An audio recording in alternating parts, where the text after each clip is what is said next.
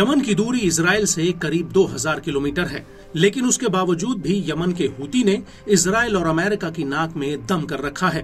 Houthi लाल सागर, अरब सागर और हिंद महासागर में लगातार इजराइल और अमेरिकी जहाजों को निशाना बना रहा है।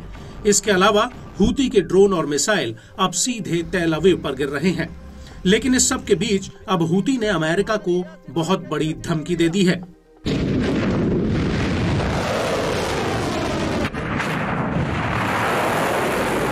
और हूती की इस धमकी को किसी भी सूरत में हल्के में नहीं लिया जा सकता।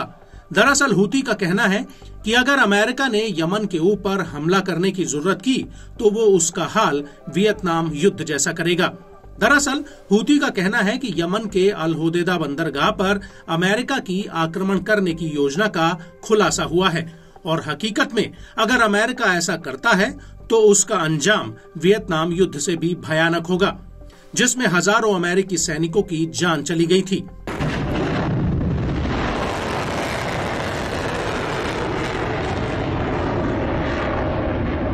आपको बता दें कि अमेरिका को ये धमकी यमन की नेशनल साल्वेशन सरकार के विदेश मंत्री जमाल अहमद अली आमिर ने दी है। उन्होंने इसको लेकर सोशल मीडिया पर एक पोस्ट लिखी है। इस पोस्ट में उन्होंने कहा कि अमेरिकी प्रशासन ने कथित योजना के बारे में जानकारी लीक करना शुरू कर दी है, जिससे वो यमन के ऊपर इजरायली टारगेट्स के खिलाफ हमला करने से रोकने के लिए दबाव डालना चाहते हैं।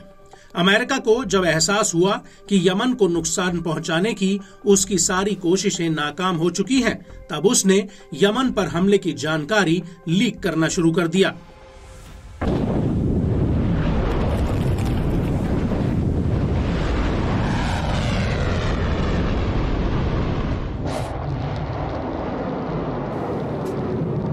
हूती के नेता ने आगे कहा कि अगर अमेरिका ने जल्दबाजी में यमन पर हमला करने का दुस्साहस किया तो वियतनाम का नर्क एक पार्क में टहलने के जैसा होगा।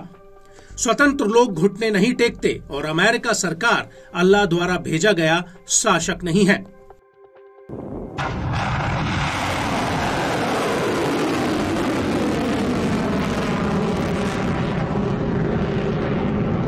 आपको बता दें कि हूती की यह धमकी ऐसे समय पर आई है जब हाल ही में अमेरिका और ब्रिटेन ने यमन के भीतर हूती के ठिकानों पर कई हवाई हमले किए हैं।